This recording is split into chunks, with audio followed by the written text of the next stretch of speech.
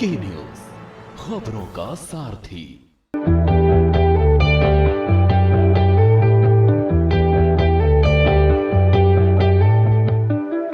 नमस्कार, मैं हूं आपके साथ यशु शुक्ला और आप देख रहे हैं के न्यूज की खास पेशकश, जिसमें हम बात करेंगे फिजा और दौर सियासी टॉर। लोकसभा चुनाव की हलचल तेज है। हर तरफ बस चुनाव की ही चर्चा हो रही है। इस चुनाव के बीच एक बार फिर यूपी की उन खास जगहों की याद ताजा हो रही है जिनका बेहद खास महत्व रहा है। चले हम आपको उन खास स्थानों से परिचित कराते हैं और बताते हैं कि क्या रही है इन प्रमुख जगहों की सियासी अहमियत। तो लीजिए देखिए हमारी खास रिपोर्ट, फिजा और दौर सियासी टॉर। राजनीतिक सरगर्मियों का केंद्र आनंद भवन। देश की आजादी से पहले आनंद भवन कांग्रेस मुख्यालय के रूप में रहा। आजादी से पहले राजनीतिक सरगर्मियों का केंद्र रहा। पंडित नेहरू ने 1928 में पहली बार यहीं पूर्ण स्वतंत्रता की घोषणा करने वाला भाषण लिखा। भारत छोड़ो आंदोलन का प्रारूप यहीं पर बना।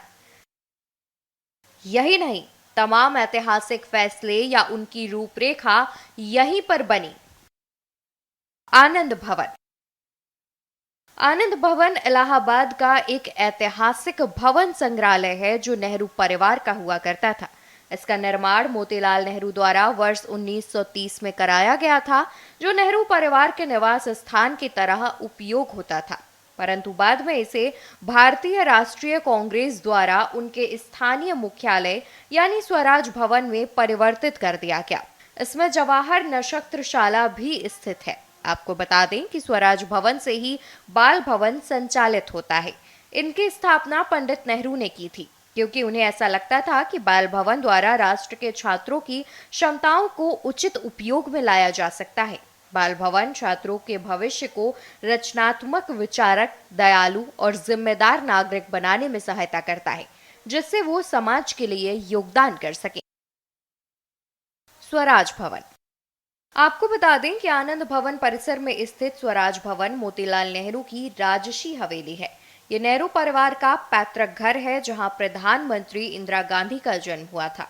वर्ष 1920 में मोतीलाल नेहरू ने इस भवन को भारतीय राष्ट्रीय कांग्रेस को दान स्वरूप दे दिया था। इसका स्वतंत्रता आंदोलन के इतिहास को परिभाषित करने वाले कई महत्वपूर्ण आंदोलनों के लॉन्च पैड के रूप में इस्तेमाल किया गया, तभी इसे स्वराज भवन के नाम से जाना जाता है। रामपुर का नूर महल। आपको बता दें कि नूर महल नवाब खानदान की शान है। देश ही नहीं बल्कि विदेश से भी खास मेहमान इस महल में आ चुके हैं। दरअसल शाहजहां ने अपनी बेगम की याद में आगरा में ताजमहल बनवा दिया था।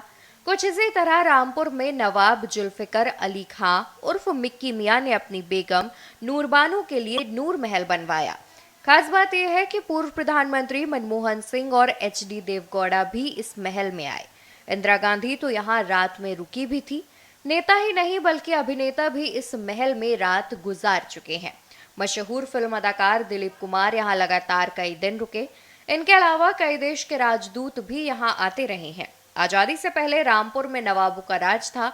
अब जिस तरह केंद्र सरकार के प्रतिनिधि के रूप में राज्यपाल राजभवन में रहते हैं, ठीक उसी तरह नवाबे दौर में अंग्रेजी हुकूमत के वायसराय के प्रतिनिधि रामपुर रियासत में तैनात रहते थे।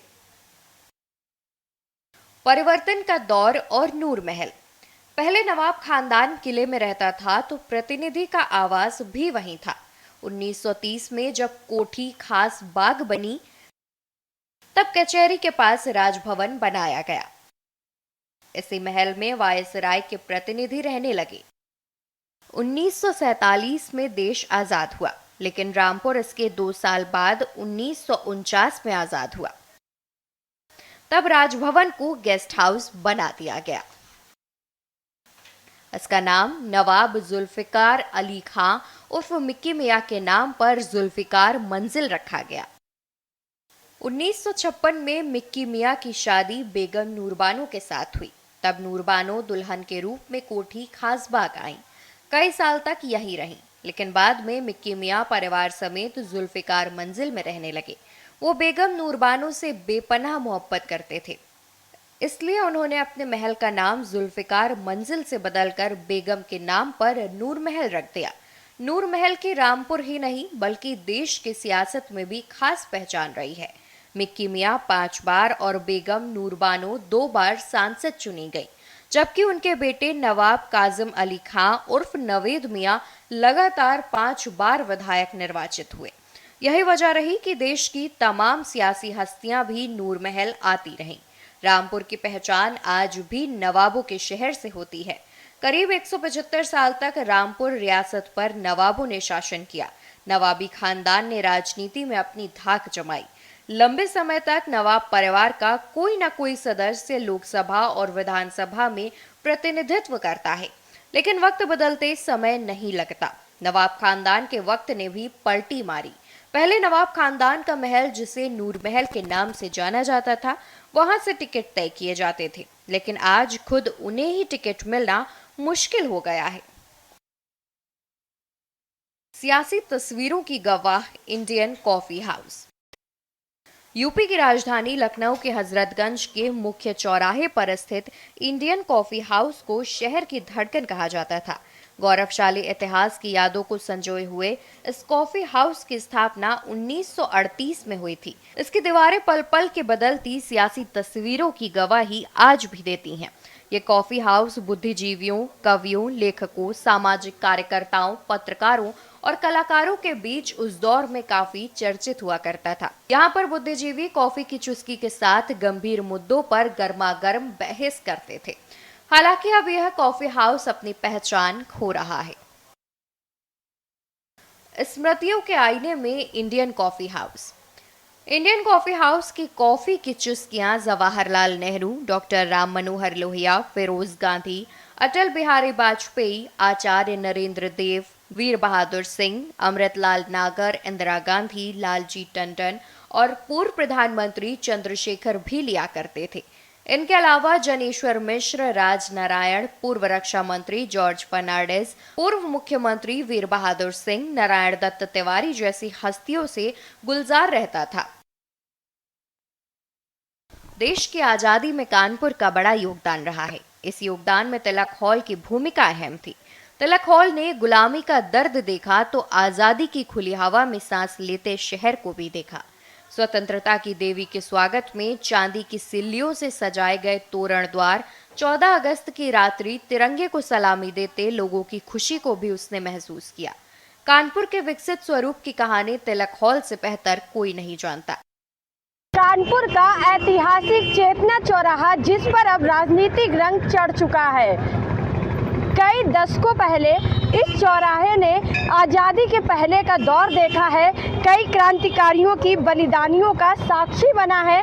लेकिन जिस तरीके से समय गुजर रहा है, उसके साथ साथ इस चौराहे का सौंदर्यीकरण हो रहा है और कहीं न कहीं इस चौराहे पर जिस तरीके से चेतना जगाने के लिए लोग आंदोलन करते थे, पर अब राजनीतिक रंग के चलते इस चौराहे पर भी राजनीति का रंग चढ़ चुका है। बहुत से लोग हमारे साथ हैं, उनसे बातचीत कर लेते हैं और उनसे जान लेते हैं क्या है इस चौराहे की खासियत और किस तरीके से इस चौराहे पर रंग चढ़ चुका है राजनीति का। धन्यवाद मैम। देखिए, कानपुर जो आज वर्तमान में कानपुर है, इसकी जो यात्रा शुरू हुई थी कान्हापुर से शुरू हुई थी। कान्हापुर से कौनपुर बना, कौनपुर से कानपुर बना और ये हमारी जो कचहरी है, ये साक्षी है आज़ादी की लड़ाई की। जो पूरे भारत में हमारा कानपुर नगर जो था वो धुरी था आज़ादी की लड़ाई का।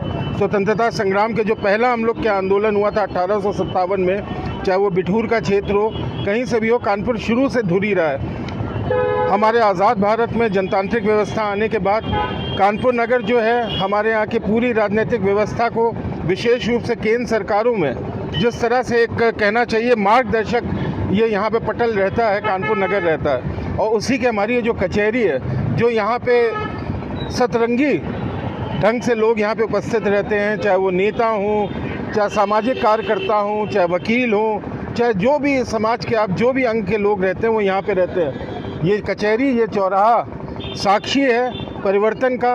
आप ये कहें, अगर आप कहें कि यहाँ राजनीति का केंद्र नहीं, ये जो चौराहा ही परिवर्तन का साक्षी है। परिवर्तन ये देखता चला आ रहा है। कान्हापुर से कानपुर तक की इसने यात्रा देखी है, आगे भी क्या क्या देखेगा, क्या क्या सतरंगी रंग यहाँ पे देखेगा, ये उसका चौराहा, ये उसका साक्षी है। कानपुर नगर की हर राजनीतिक सामाजिक गतिविधि आपको अगर उसका आपको किसी प्रकार के जो कहता नहीं चाहिए अपडेट मिलना चाहिए, वो आपको यहीं पे मिलता है। आगे चेतना, उसमें हम लोग बोलते हैं चेतना होटल बोला जाता है, सब बोला जाता है। यहाँ पे आपको बड़े बड़े नेता, क्या सांसद, क्या विधायक, क्या मंत्री, सब आपको यहाँ बैठे मिलेंगे।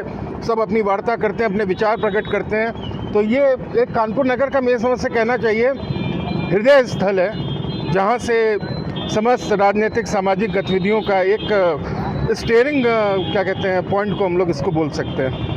कानपुर के हृदय में बसने वाला चेतना चौराहा है और कहीं ना कहीं इस चौराहे से जितने भी राजनीतिक पार्टियां हैं वो अपना आंदोलन शुरू करती थी। यहाँ से उस आंदोलन का बिगुल फूंका जाता था और लगातार और भी लोग हैं, उनसे जानने की कोशिश करेंगे कि ये जो चौराहा है इसकी क्या खासियत रही है और कितना ये बदलाव की ओर बढ़ चुका है। चेतना चौराहा लोगों की चेतना को जागृत करता था। अब हाल ही में जिस तरीके से पार्टियों की दशा हो चुकी है और कहीं ना कहीं ऐतिहासिक चौराहा अब राजनीतिक रंग में ढंग चुका है, तो क्या लगता है आपको इस चौराहे की अब क्या खासियत रह चुकी है और क्या ऐतिहासिक रूप से जो चौराहा चल रहा था अब इस पर राजनीति होना सही है? नहीं मैम, देखिए जैसे पहले भी आपने ये उस बात को कहा, ये हर मतलब ये पूरे कानपुर का एक सेंटर है। यहाँ पे जितने भी प्रकार के आपने बदलाव देखे हैं शहर में, चाहे वो राजनीतिक का हो, व्यापारियों का हो, किसी भी चीज़ का हो, ये एक ऐसा स्थल है यहाँ से अनेकों दिशाओं से आने वाले लोग इस सेंटर पे हमेशा मिलते रहे हैं। कभी कभी जैसे बातचीत होती रहती है कि क्या नया होना चाहिए, क्या नया नहीं होना चाहिए। विभिन्न प्रकार के राजनीतिक दल शाम को यहाँ पे आपको मुलाकात करते हुए मिलेंगे, बातें करते हुए मिलेंगे। ये वही चौराहा है जहाँ जिसने कई प्रकार के आंदोलनों को भी देखा, उसका गवाह भी बना। कई यहाँ ऐसे प्रोग्राम हुए जिनका हमारा सामाजिक जीवन में जिससे बहुत परिवर्तन भी आया। आने वाले समय में मुझे लगता है कि हाँ बिल्कुल ज़रूर, जिस तरीके से देश परिवर्तन की ओर अग्रसर है, ज़रूर कुछ ना कुछ नया यहाँ से होता रहेगा और होना भी चाहिए, ऐसा मेरा मानना है। हम आपको फिर से ये चौराहा दिखा दें। ये देखिए, ये है ये चेतना चौराहा जो ऐतिहासिक रहा है। हाल ही में इस ऐतिहासिक चौराहे का नाम जो है वो बदला गया है। आप देख सकते हैं ऊपर इस चौराहे का जो नाम है पंडित के तिवारी के नाम पे रखा गया है। पंडित के तिवारी एक ऐसे शख्स थे जो कांग्रेस के वरिष्ठ कार्यकर्ता और कांग्रेस के नेता थे। उन्हीं के नाम पर इस चौक को समर्पित किया गया और ये देखिए उसके नीचे जो है नेम प्लेट भी लगाई गई है, उसमें बाकायदे के तिवारी चौक लिखा हुआ है। और विकसित और अनुरक्षित द्वारा यानी अधिवक्ता हिमांशु तिवारी उनके पुत्र हैं, अक्षय तिवारी उनके पुत्र हैं और प्रमला पांडे जो कानपुर की महापौर हैं, उन्होंने इस चौक का नाम बदला था। लगभग 177 साल पुराना ये चौक है। कई दशकों से इसको लोग जो है चेतना चौराहे के नाम से जान रहे थे, लेकिन अब इस चौराहे का ना सिर्फ नाम बदला गया है, के तिवारी चौक रखा गया, बल्कि जिस तरीके से राजनीति रंग इस पर चढ़ चुका है और जो पार्टियां यहाँ पर आकर बिगुल फूंकती थी वो भी कहीं ना कहीं अब कम हो गया। कानपुर का तिलक हॉल और सियासी महत्व। लोकमान्य बाल गंगाधर तिलक की याद में तिलक हॉल की नींव रखी गई थी। 1931 में पंडित जवाहरलाल नेहरू ने तिलक हॉल का शिलान्यास किया। 3 वर्ष में तिलक हॉल का निर्माण पूरा कर लिया गया। 24 जुलाई 1934 को गांधी ने तिलक हॉल का उद्घाटन किया। तिलक हॉल में विशाल सभा भवन है जिसमें 1000 लोगों के बैठने की क्षमता है। शहर व जिला कमेटियों के कार्यालय के साथ अतिथिशाला और व्यायामशाला बनी है। इसी से लगे भवन में बाबू रामनाथ सेठ ने अपने बेटे अशोक की स्मृति में अशोक हॉल बनवाया, जिसका उद्घाटन 1940 में सर्वपल्ली राधाकृष्णन ने किया। उनकी याद में अशोक लाइब्रेरी का संचालन आज भी किया जा रहा है। देश को आजादी मिलने का दिन 15 अगस्त 1947 तय हो चुका था, लेकिन वेस्टर्न रोड पर आजादी मिलने की खुशी में कांग्रेस कार्यकर्ताओं ने 14 अगस्त की रात पूरे आन बान और शान के साथ तिरंगा फहराया, रोशनी की गई और जमकर पटाखे फोड़े गए। कांग्रेसी नेता बताते हैं कि दूसरे दिन 15 अगस्त को चौक सराफा के दुकानदार चांदी की सिल्लियां लेकर आए और बराहना रोड पर तोरण द्वार बनाया गया। तिलक हॉल से जुलूस निकाला गया जो करीब 1.5 किलोमीटर लंबा था। सभी गतिविधियां तिलक हॉल से संचालित की गई। तिलक हॉल के उत्तर पूर्व में स्थित खुर्द महल पार्क विभिन्न आंदोलनों का केंद्र रहा था।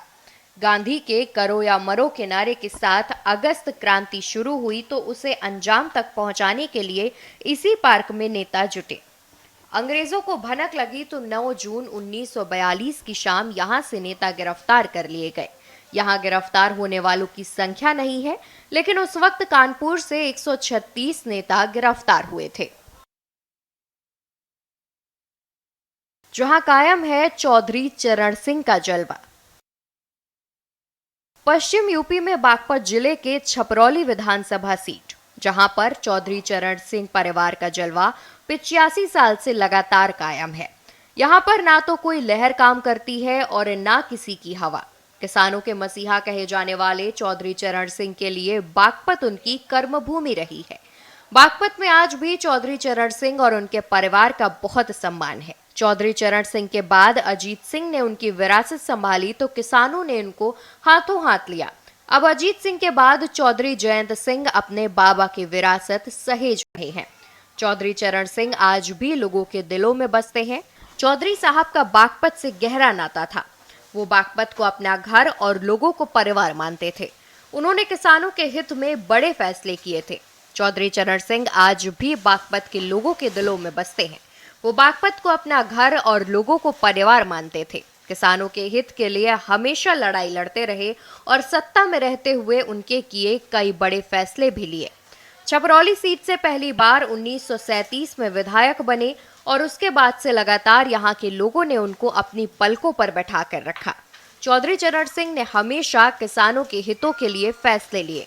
उनके कारण ही प्रदेश में जमींदारी प्रथा का उन्मूलन हुआ और उन्होंने ही लेखपाल के पद का सृजन किया। चौधरी चरण सिंह ने किसानों के लिए 1954 में उत्तर प्रदेश भूमि संरक्षण कानून को पारित किया। 3 अप्रैल 1967 को वह उत्तर प्रदेश के मुख्यमंत्री बने और 1 साल बाद ही इस्तीफा दे दिया। इसके बाद ही मध्यावधि चुनाव में उन्हें सफलता मिली और दोबारा से 17 फरवरी 1970 को वह मुख्यमंत्री बने।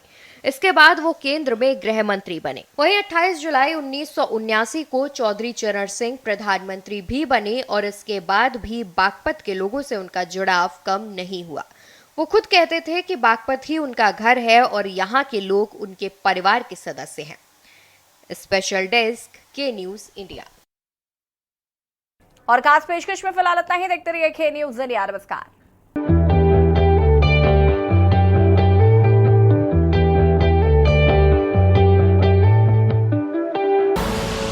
आप देख रहे हैं के न्यूज, खबरों का सारथी।